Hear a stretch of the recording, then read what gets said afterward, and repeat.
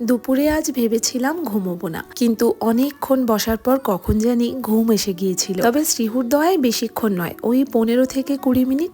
উঠে অনেকগুলো কমলা লেবু চোখের সামনে দেখে ভাবলাম একটা খাওয়া যাক। কমলা লেবু আমার বেশ পছন্দের ফল, তবে আজকাল ফল খেতে যেন ভুলেই গেছি। এদিকে শ্রীহুরও খাওয়ার সময় হয়ে গিয়েছে, তাই ওর জন্য বিকেলে টিফিনটা রেডি করছি। প্রথমেই 2 চামচ ওটস নিয়েছি আর ওটাকে ভালো করে গ্রাইন্ড করে নিয়েছি।